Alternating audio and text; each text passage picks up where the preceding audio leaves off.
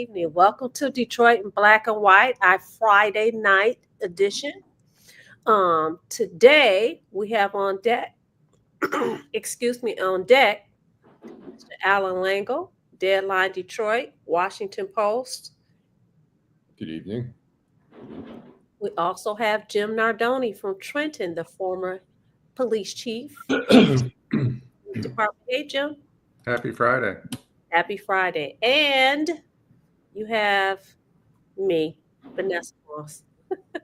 Adolph is not joining us tonight, but he'll be here tomorrow. So listen, you guys know I say listen all the time. Listen, if you're watching Detroit in Black and White, this is what we want you to do. Y'all know y'all know what we want you to do. We want you to hit that like button. You can even hit the dislike button, but we want you to hit that button and we want you to subscribe. We're trying to get our subscription up. You guys are doing a very good job of telling people about the greatest show on these YouTube streets. We're saying happy Friday to you guys that are joining us on Facebook. You can catch Detroit in Black and White on all social media platforms. Like, subscribe, and share. Like, subscribe, and share. And before we get started, I'm going to give a shout out to Janet Saluk. She said TGIF, and we get to watch Detroit in Black and White with Mr. 1213. Good evening, Day. Hey, Day, haven't seen you in a while. Good evening, ladies and gents. He's talking to me as well as Miss Lady T. Hey, Queen B. She said, hey, y'all. Karen Whiston. Hey, Karen.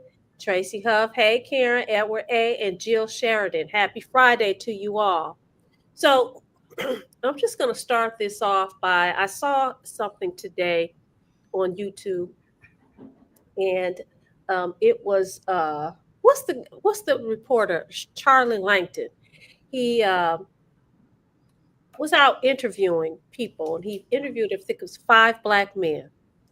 They were on the Avenue of Fashion, and he asked all 5 of them, did they vote?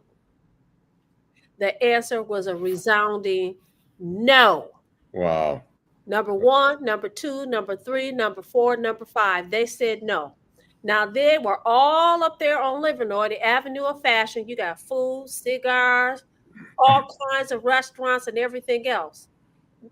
But you did not vote. Now, I'm not going to dog them out. I just say that it's very interesting because you don't vote, but a lot of these people are the same people that complain about how they've been left out. This is our Detroit. This is our Detroit. But guess what? You know, they're not looking out for us in the neighborhoods. They just worried about downtown, but you don't even participate. You don't even participate. So for me, if you don't participate, you don't get to have a conversation with me. I don't even want to hear what you have to say. Nothing. You can't complain about nothing. You can't complain about the crime. You can't complain about the cost of eggs at the local gas station. You can't talk about the state of education. You can't have that conversation. Why? Because you didn't think that it was important enough to go and vote. So I thought it was interesting. And if I were one of those guys, I would say, you know what, maybe you should take that off of television, off of YouTube, because I wouldn't want my face posted up like that. 5, 1, 2, 3, 4, 5. So, you know, I just had to get that out. I thought it was sad, interesting, and I guess you guys can kind of tell it kind of pissed me off because, like I said, I see these same people. I see these same kind of people every single day. Every single day. Okay, I digress. Go ahead. I'm glad you brought that up. I mean, it's important. You know, I just have sort of a analogy of sorts. When I was at the Washington Post, I had left. I took a buyout. I was working once a week for the union, and we were helping with there was contract talks, and we got a lousy contract, you know.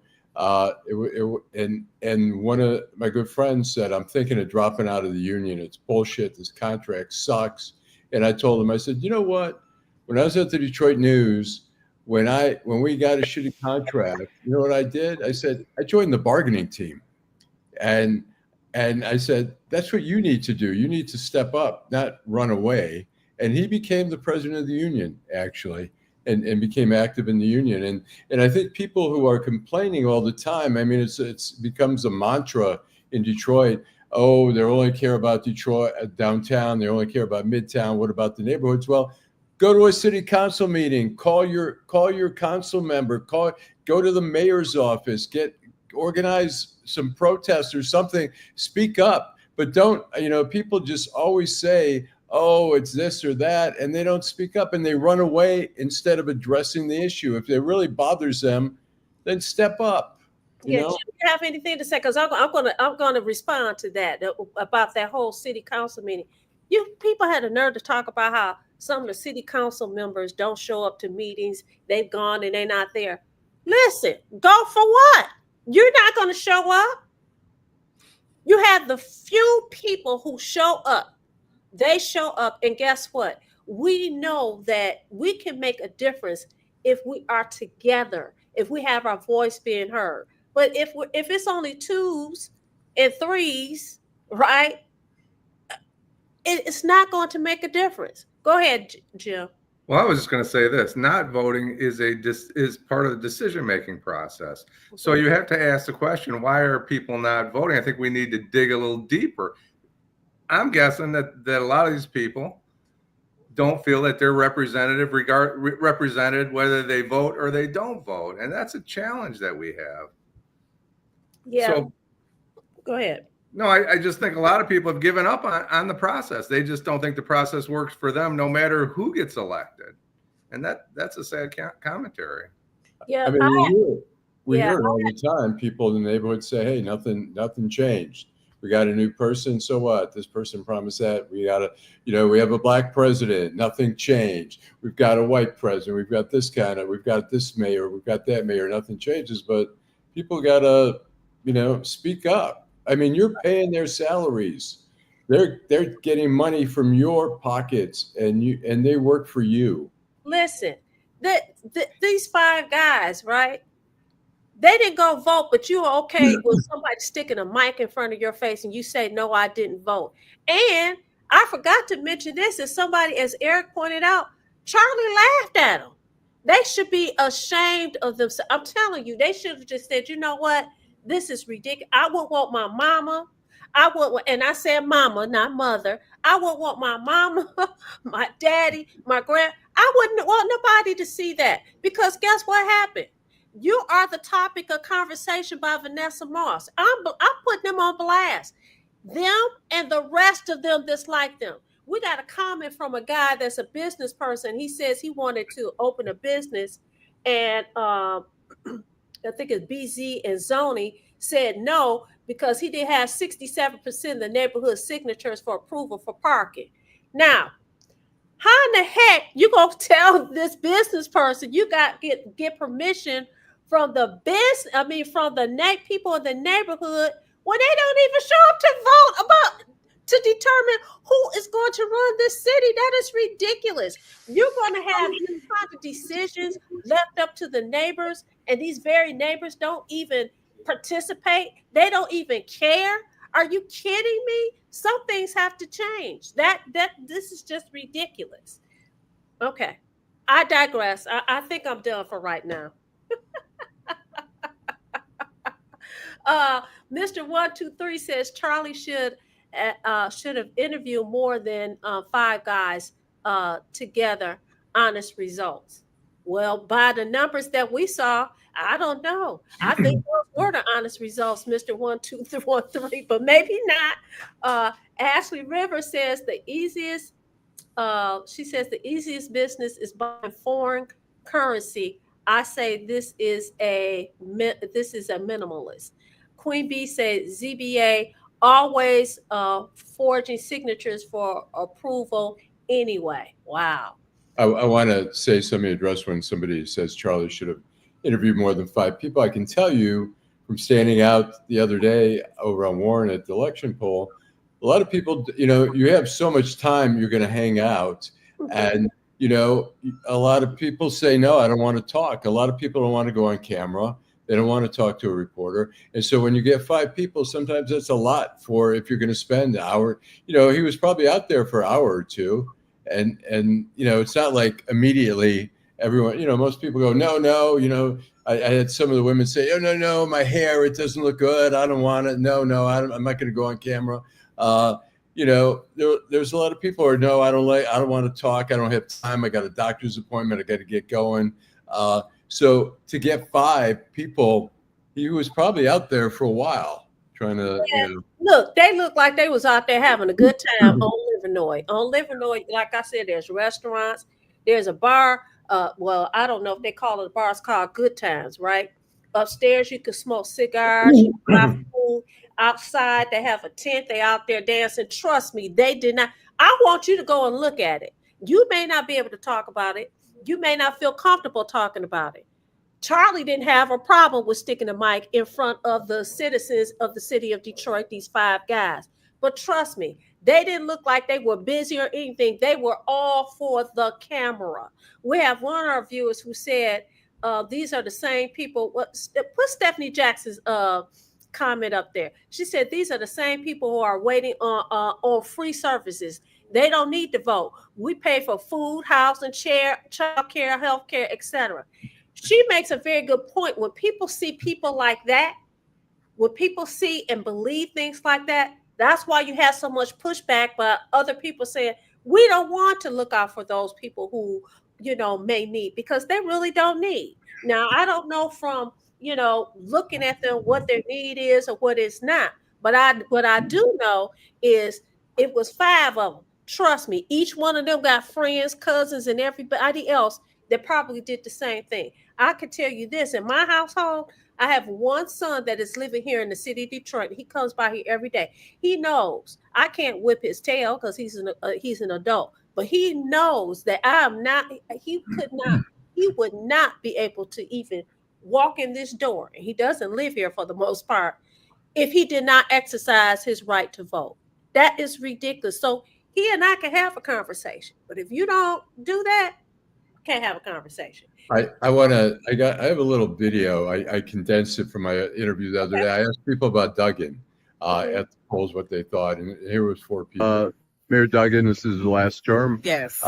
He's running as an independent for governor. Do you think he's a good candidate, or do you think there are better ones out there? I do believe that he is a great candidate. I think he did amazing here in the city of Detroit with everything that has happened under his administration. No, I don't think he's a great candidate at all. Yeah, and because I think that he's too beholden to the billionaire class and not actually going to be fighting for working class Michiganders.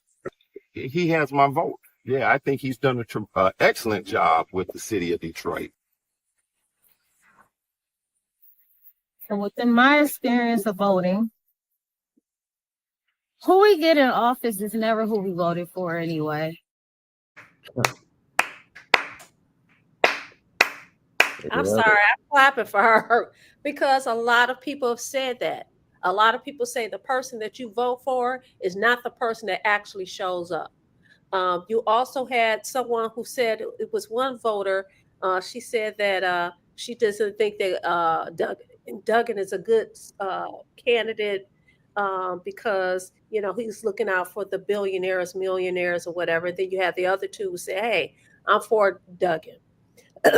I think it's interesting, though. I think I saw an article, was it yesterday, day before yesterday? Was it Wall Street or somebody? You know, they were talking about Duggan and Wall Street Journal. Yeah, Wall Street Journal, that he's running as an independent. What is your opinion about that? I know we've kicked it around, but what is your, and I know, Allan, you are a reporter, so you have to be neutral. So I'm not asking, are you going to vote for him or anything like that? But what is your real opinion of Duggan making the move to become an independent? Yeah, well, I think he's an opportunist. I think he saw sort of the disenchantment with both parties in November. I mean, he announced it right after. So I think he saw like people don't really care for either candidate. They're not that attached to. And you see, like some people said, "Oh, the Detroiters, they're not going to go independent. They're not going to leave the party." I don't think that. I think a lot of people don't care. Look, Chief Craig, he's a Republican, and he could have had a shot at winning had he run a decent campaign. And I don't think people cared if he was a Republican or a Democrat, really. I think Duggan is. I mean, Metro Detroit. I think he's got. I don't want to say a lock, but he's going to do well. I think outstate is really his challenge, but he's raising money, and I think he's a very smart politician. And, so is Jocelyn Benson, and, John James. I don't see him as, he's got money behind him. The DeVosses are behind him. I think he'll be the nominee for the Republican Party. I don't think I don't know. I don't see him as a great candidate, but, the question becomes, there's articles saying the Trump supporters, Democrats and Trump supporters are voting for Duggan. I think those Republicans are not MAGA.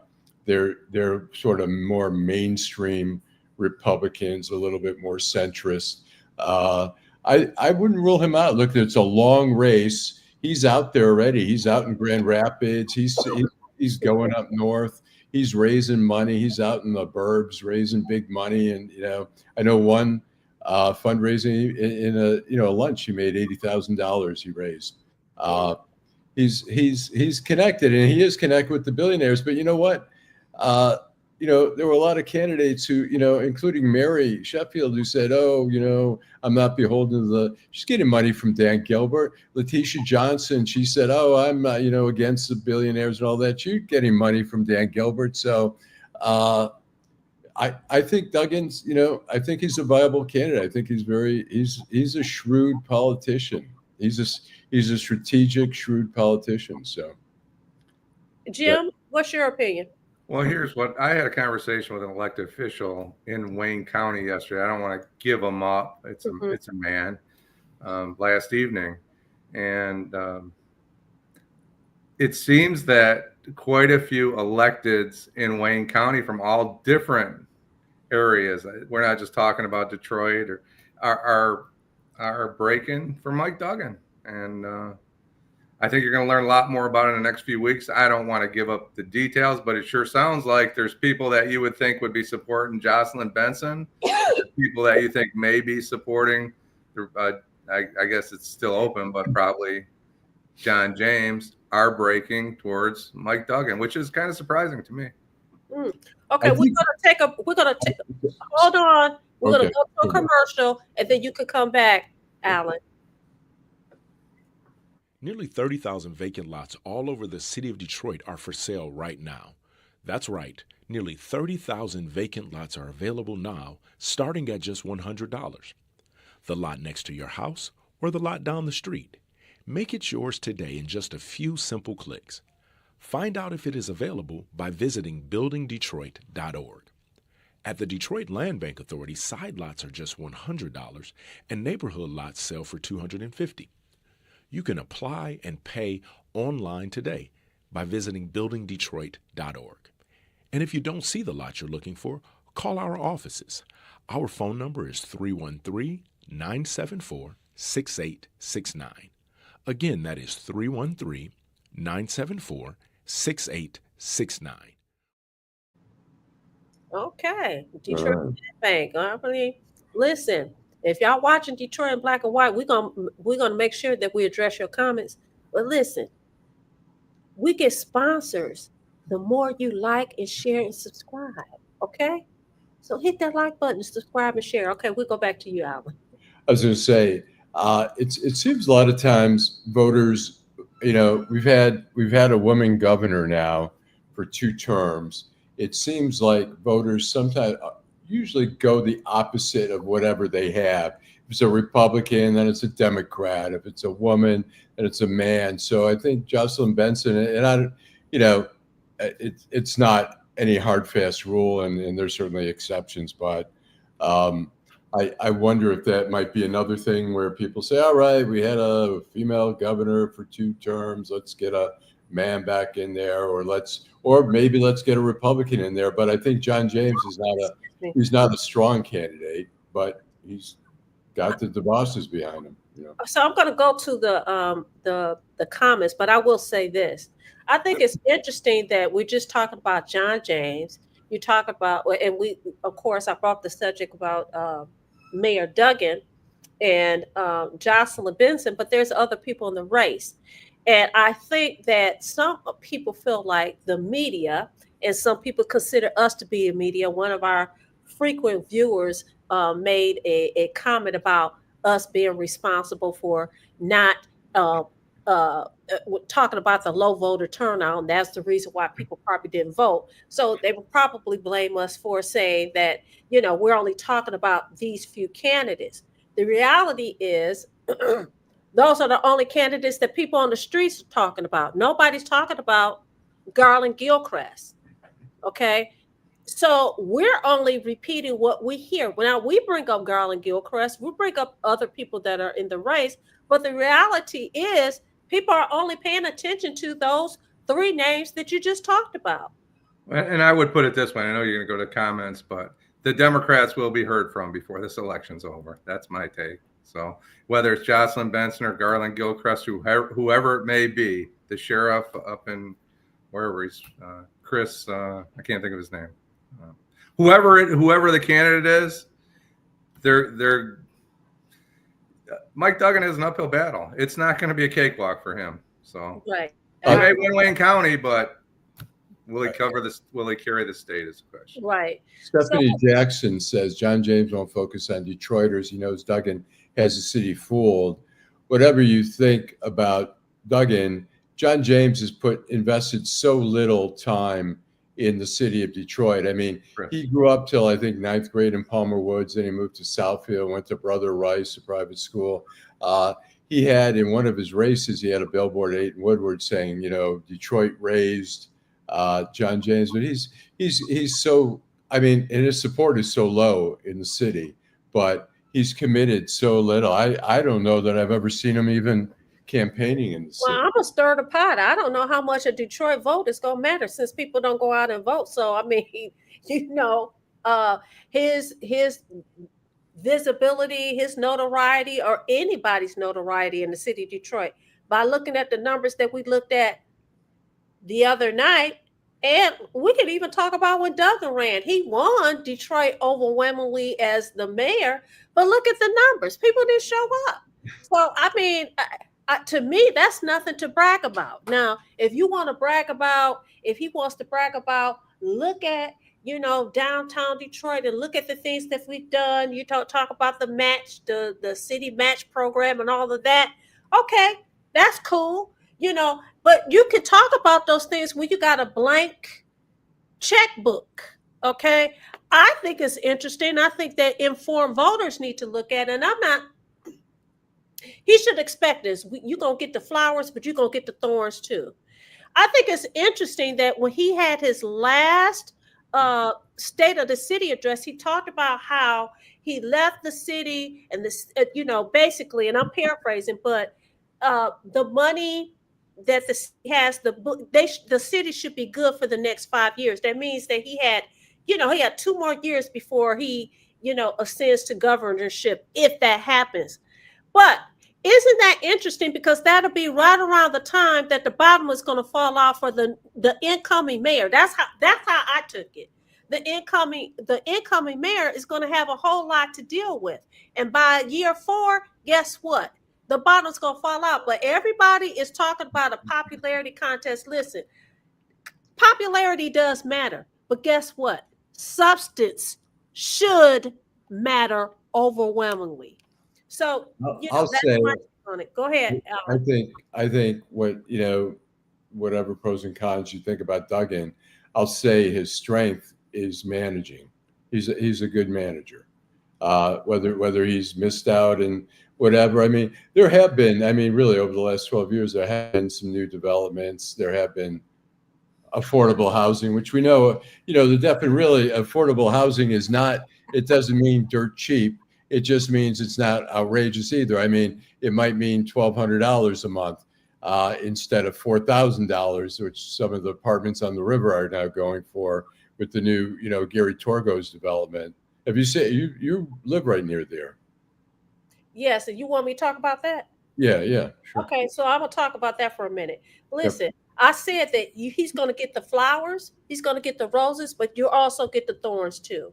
And I think that people have to be realistic when they go into that voting booth, when they vote for whoever's going to be the mayor, and when they vote for whoever's going to be the governor, whoever it is. You're gonna look at Jocelyn Benson's record, what she's done and what she hasn't done. Listen, you can parade, you can celebrate her being the Secretary of State, but listen, I don't like Robert Davis, but he brought a very good argument the other day, and the judge had to tell the city clerk, hey, follow the law.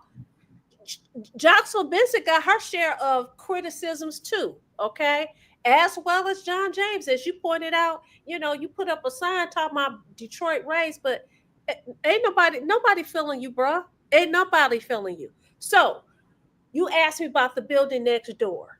So I have a friend who has space here and has space next door.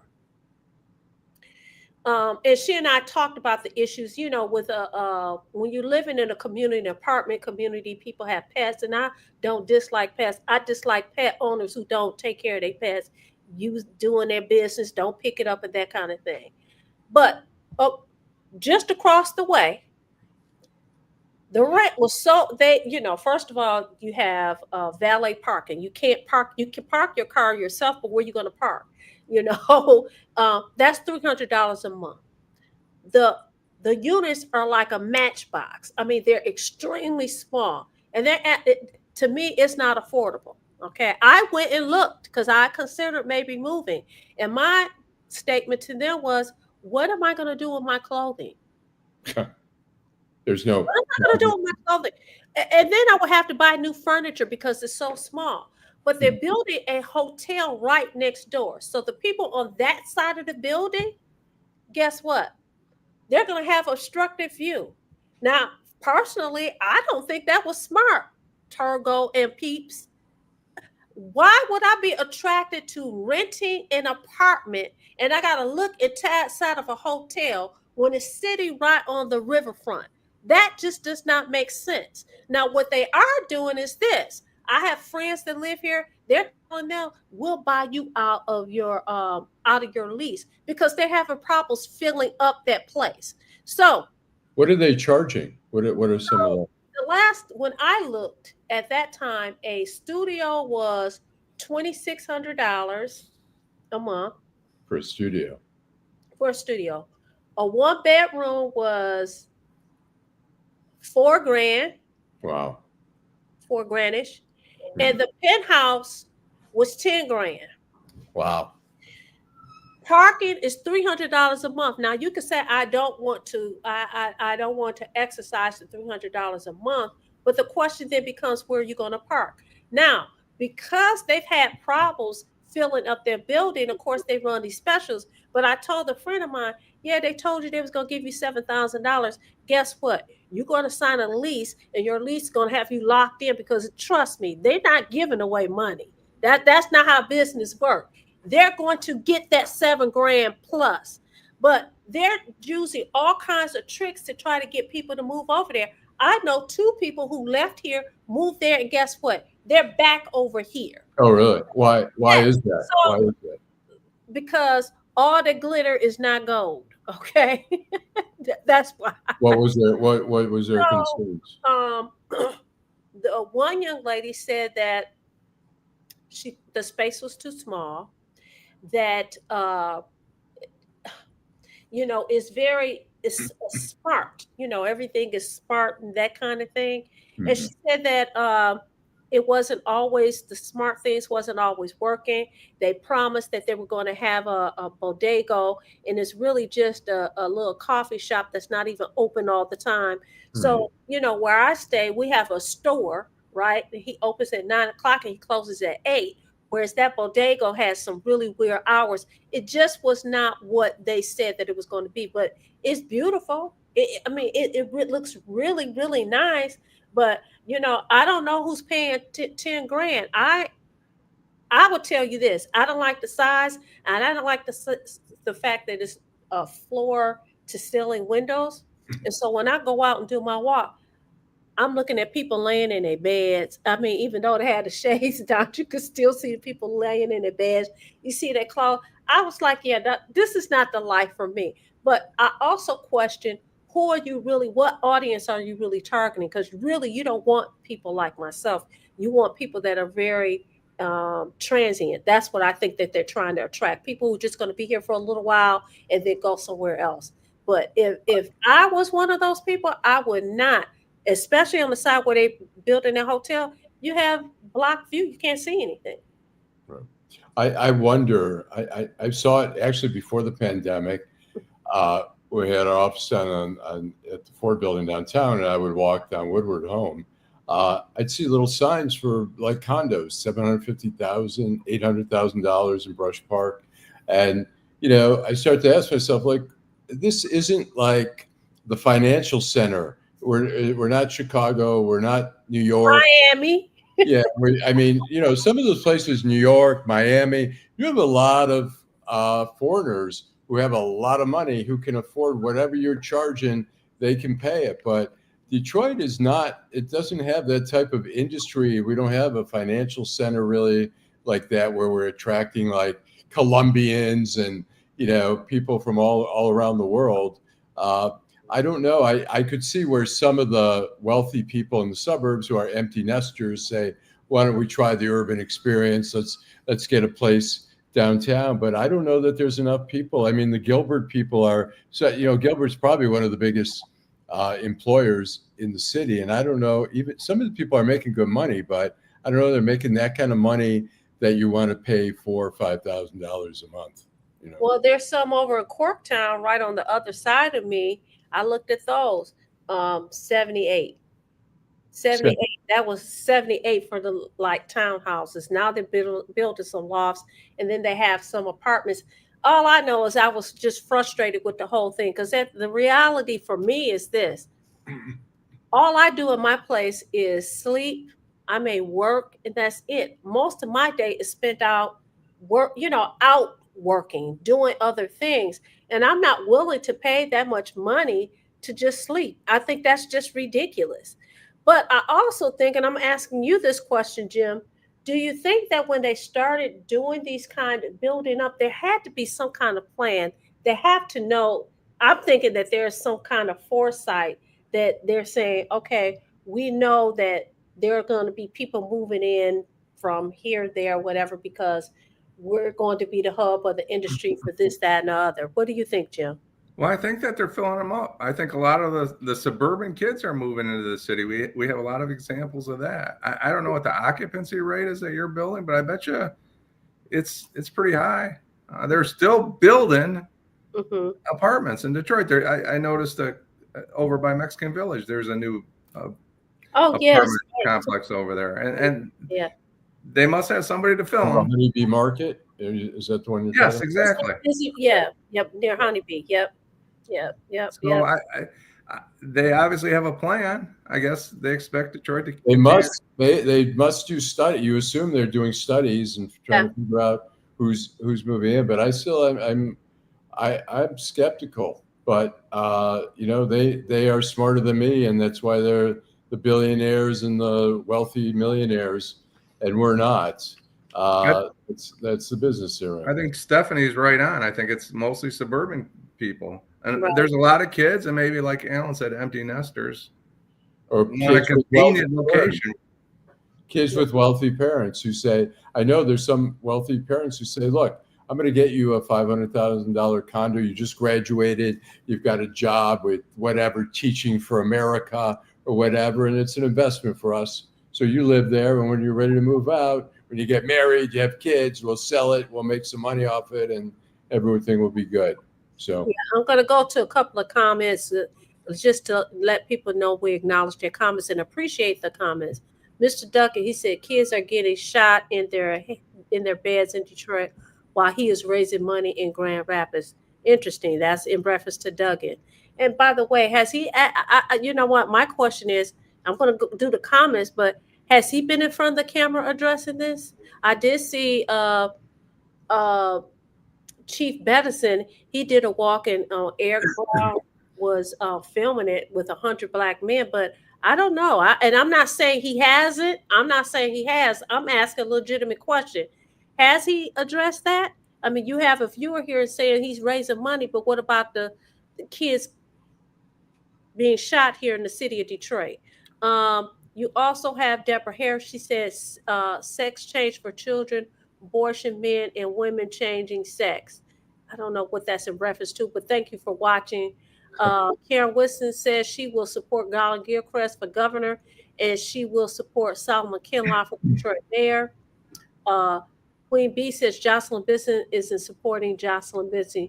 She made that loud announcement that she is running for governor, visited a few community centers and neighborhoods, and has been MIA since.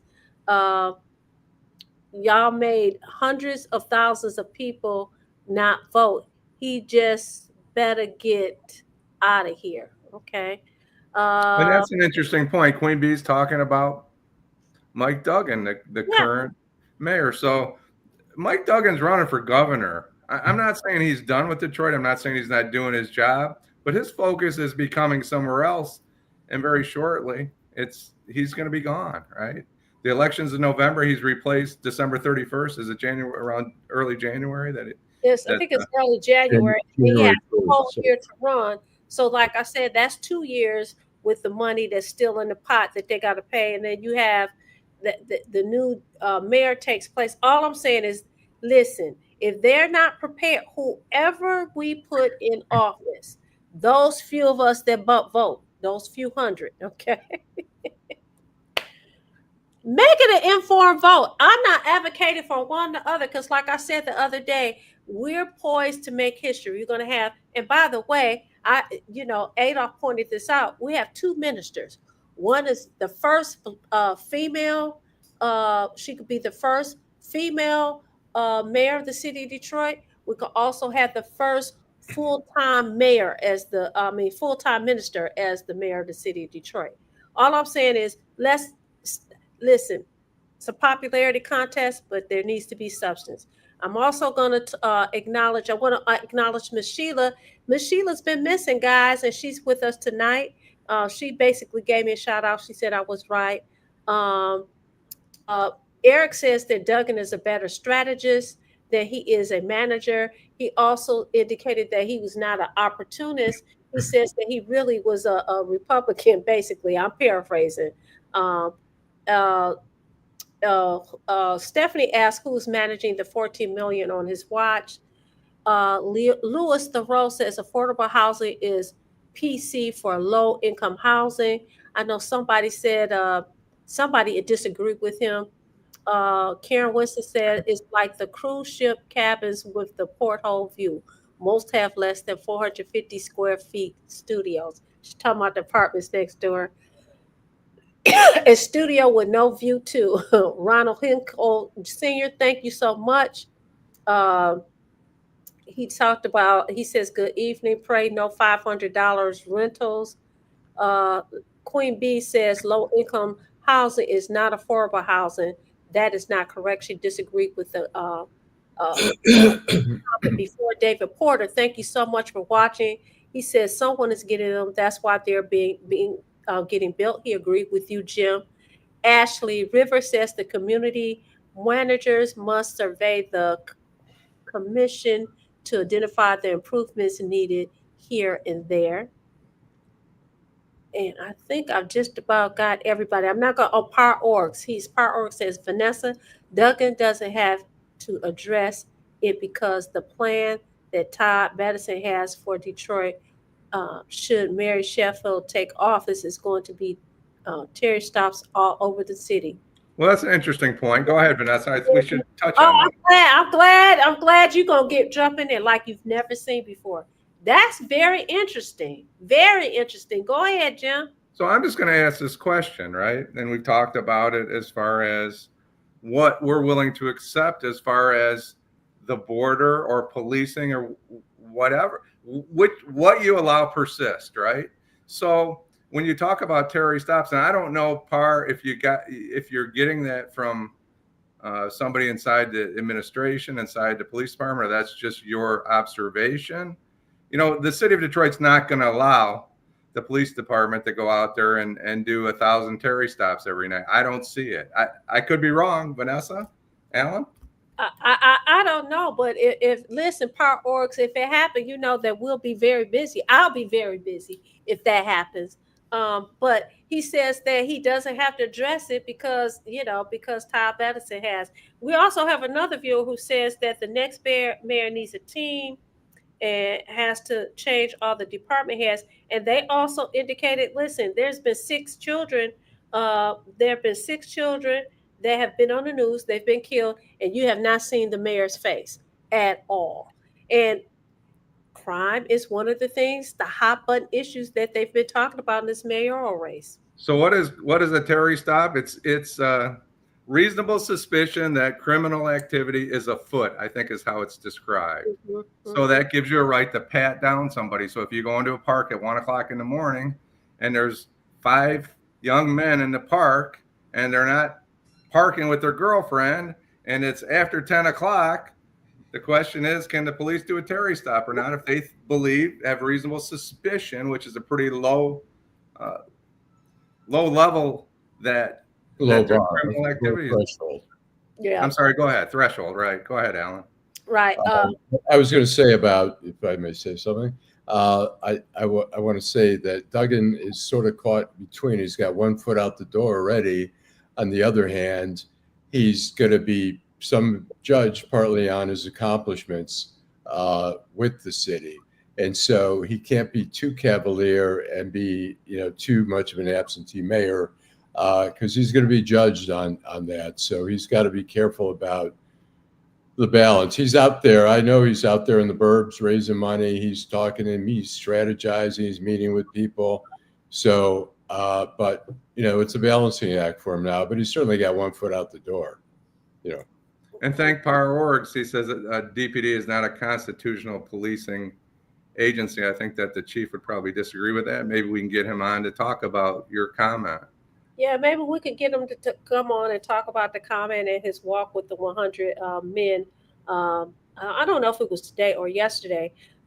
Stephanie Jackson says, which is right, a reasonable suspicion, not a hunch. But she also says, get ready for the lawsuits. Karen Winston said HDGAF. That means he don't give a flying freak, as I would say.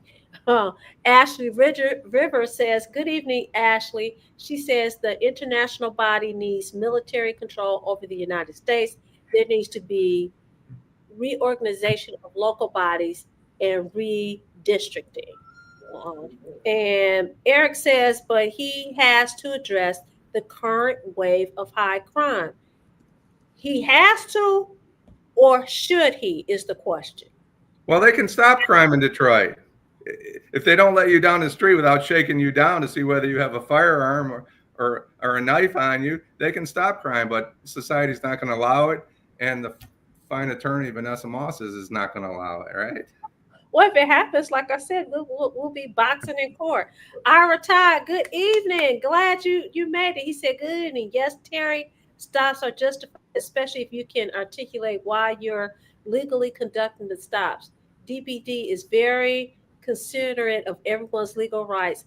Police are here to serve. Thanks, Ira. And we know if Ira says it, I believe Ira, it. whatever you say, Ira. That's what I say. Whatever you say, Ira.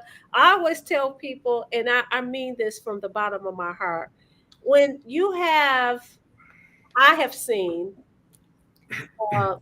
when we talk about the scales of justice are supposed to be like this. I see it like this. I see so many times that even as a defense attorney, if you challenge something like that, a lot of people are gatekeepers for the prosecutor's office. They're going to say, denied if you file that kind of motion. But I do agree with you, Jim, in the sense that society is going to fight if you just stopping people just to be stopping them. But these people, police officers are so sophisticated and smart. They're not going to say, I did it based upon a hunch. They're just not going to do that. Okay. Now I'm worried because when I say something, I hope that I'm right, because if Iris sees it and I'm wrong, I'm really going to be concerned. So, Right. because Go ahead. he's the master. So, Right.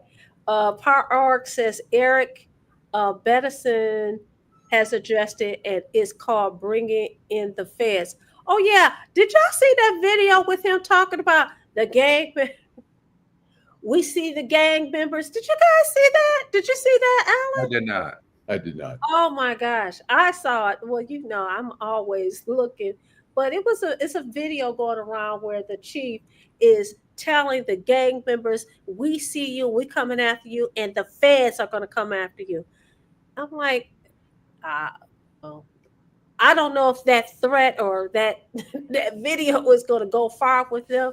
I just thought it was interesting, and I like Todd Bettison, but that one I thought that was a crazy look, and of course people are making jokes about it. But Yeah, he said that the federal officers are going to come in and enforce laws in Detroit, or was he joking? What I mean, he was serious. He was talking about we see what you guys are doing. He said something about gangs. I mean, I just caught how they do a clip, and he talked about these gang members, and we see the crimes that you're committing, and the feds see it, and they're going to come after you. So I guess Detroit. yeah, I'd have to see that whole conversation. I thought it was interesting. Somebody posted, and I'm going to say, and I'm not going to name who it is, but it was a former police officer, DPD, who's really been very critical of Chief Bettison, but I think he might have posted it on his page. I'm not sure. Par Org says, Vanessa, as we've said, you should expect stop and frisk to run a roughshod on the rights of Detroiters. He's sticking with that under Bettison. Okay. Ms. Sheila said, is law being practiced in the courtroom or is it relationships and money dance? Okay, Alan, what you have to say? I mean, as far as, being the point person, I don't know, it's always nice to have the mayor come out, but you want the police chief. But even, Bettison is sometimes being deferential to the deputy chiefs and the commanders and stuff like that. But I don't know that the chief has to be out there and everything, but I think at minimum, we want to see the chief out there a lot. We'd like to see the mayor come out also when we're having a string of children who are being shot and killed and wounded.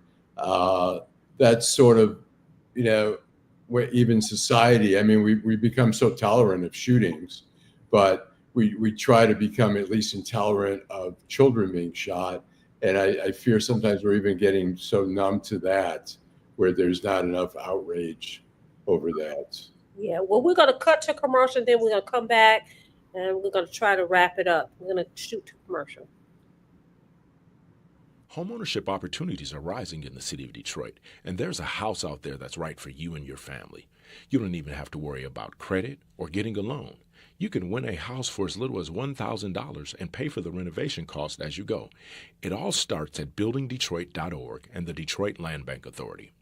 Our auction and Own It Now programs offer a variety of houses and neighborhoods all over the city of Detroit. These homes are in desperate need of repair and new ownership.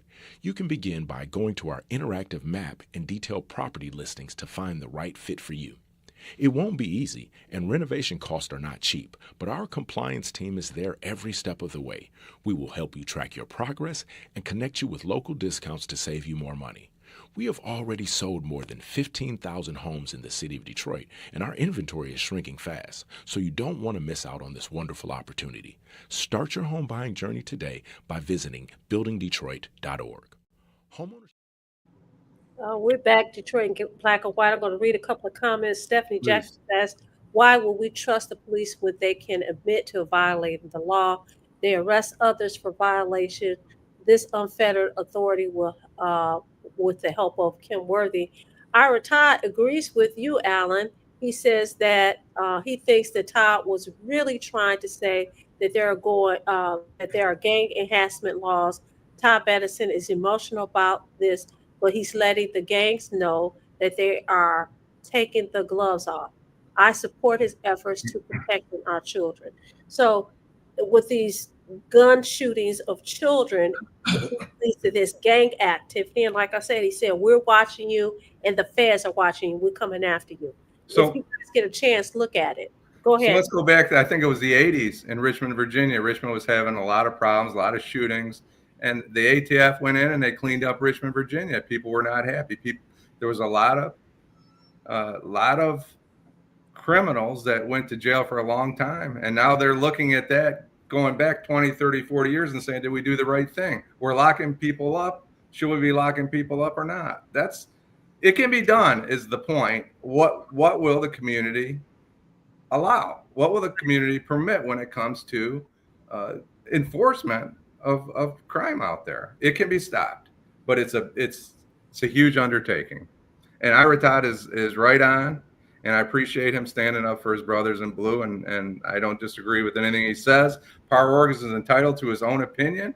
If he thinks that he's been involved in policing that's unconstitutional, it happens out there. A city like Detroit that has 3,000 members or whatever they are, 20, I'm not sure exactly the size. I think it's like 2,900 members.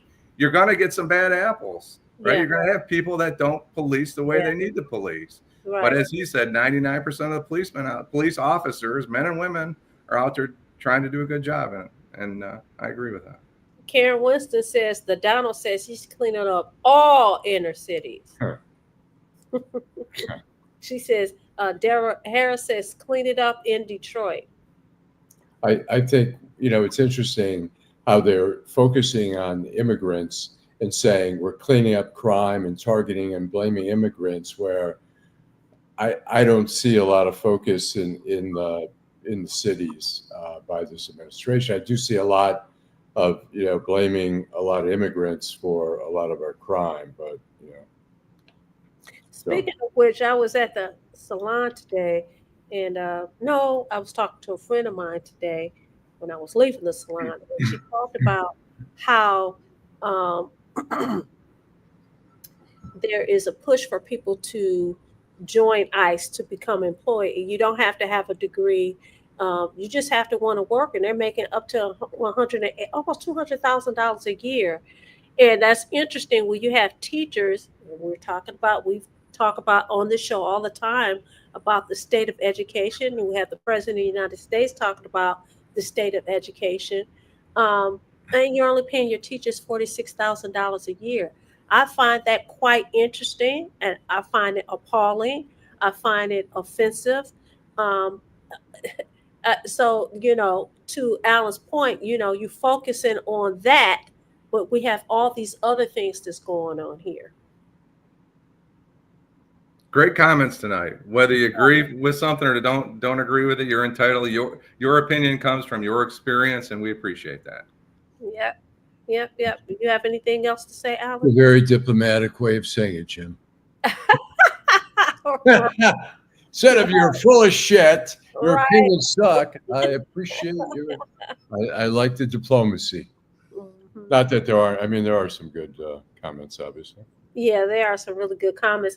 And we appreciate those that are watch the show, those that participate and make their comments. We don't always agree with each other. You guys have seen us have really heated conversations with one another. But that's what this show is all about. It's about Detroit in black and white. Today I'm the black, they're the whites. I hadn't noticed that, but. Thanks for reminding us. Oh, that was a joke. Y'all didn't like it. That's okay. No. I was just joking. We all brothers and sisters. Just kidding. Right. It's all good. Yeah. So, now we've got a mayoral race, so we'll see what's going to happen.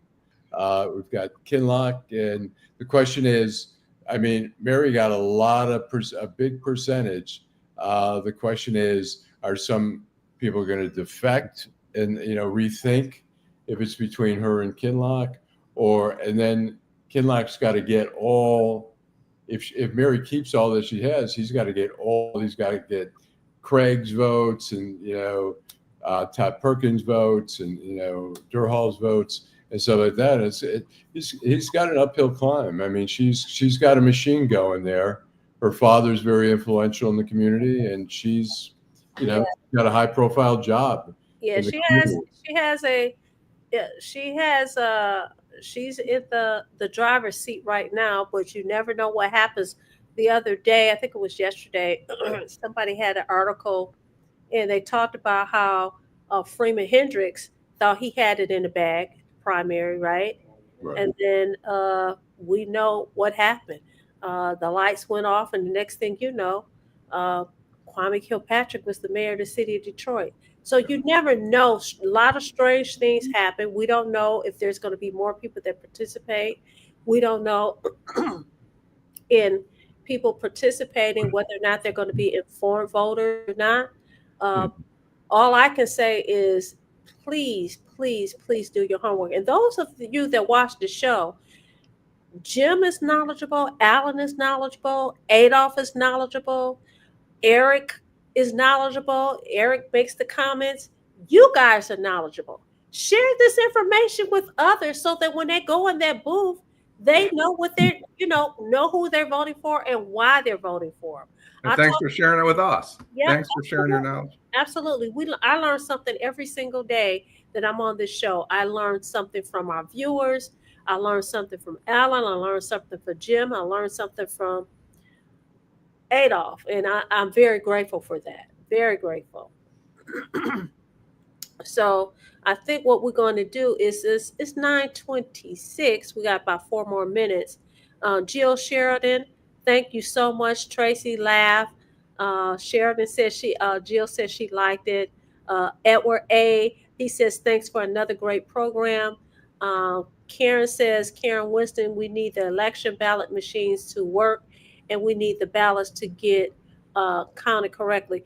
I'm glad she brought that up because there was some complaints over in District 7 that people were being told that they were supposed to vote at one polling place, and then they got there and then they were told to go somewhere else. Well, you know what? That can be very discouraging. It could turn people off. People are not determined to vote. Me, wherever you tell me I need to go, that's where I'm going to go. But everybody is not built like that, and so they really need to get it together. They really need to get together. And people that don't trust not only the process, the people who are processing the information, that's a huge problem. That is a huge problem. Yeah. Well, yeah, it'll be interesting, this race, but we'll see. I don't know. I'm curious if who raises money. I mean, Mary's got a lot of money already. Kinloch's going to have to really, Thanks, Queen Bee. Right. I was just like, Queen Bee said Jim is the biracial. Sometimes he's black, sometimes he's white. We have the best family. Detroit in black and white this is the best family. To our right, as we're sitting here, this is a great family. Yep. And Yep. everybody it's just I love this family. Right. So. Right. By the way, the Tigers just hit a 3-run homer. They're ahead 6-5. Where are they playing? They're playing here. They're playing at They're home. in Detroit, right down the street. Yep. Oh, okay. They're winning 6-5, which is great. So I'm trying to watch the Lions here, but it doesn't really matter. yeah. Allan, Stephanie says that you her Jewish cousin. There you go. Uncle Allan. All right. Okay. And Queen says you all should have a show dedicated to the election process. She thinks sometimes people don't understand how to vote and the terminology, and it turns them off to voting. That's a good idea. Maybe we will spend some time before November telling people, this is the ballot, this is what it looked like, this is how you darken the oval. I did read something that some people, voted for two people for mayors, and of course that means that their ballot was spoiled. There were some people who said, bump it, it's too many of them, I'm just going to vote for people on city council. But that's a good idea. Okay, Jim, you somebody's nephew. She's my hero, true sensation. We had a little business thing together a few years ago, and she's my hero as well as Ira. Ira is the real deal. Not Jim. Right. And I Thanks, Ira. I interviewed some people, and some people didn't vote in the council race. They just said, I didn't know enough about it. I didn't pay enough attention. It's hard, really. I think if you're a council member, except the council at large, I think it's a lock with yeah, Coleman Young and Mary Waters. I mean, they outdistanced the next. I mean, Jenny Ayers was next, and then James Harris, from the fire department, was in fourth. I mean, he had 10,000. I think the two top vote getters had more than 40,000. So yeah, that's a major hill to climb. Not that it can't be done, but you got to get out there because people don't know, people don't pay a lot of attention to the council races as much as they yeah, should. yeah. Thanks, Willis. Yep. Well, we're getting ready to Thanks. go. It's Cheers, 9:31. We'll be back tomorrow morning at 10 o'clock. Detroit in Black and White, the greatest show on these what? YouTube streets. We'll see you tomorrow, Detroit Black and White. Bye, cousin Allan. Bye, cousin Jim. Bye, Lady T. We love you. All right. And all our friends. I love all of you. All right. Bye-bye.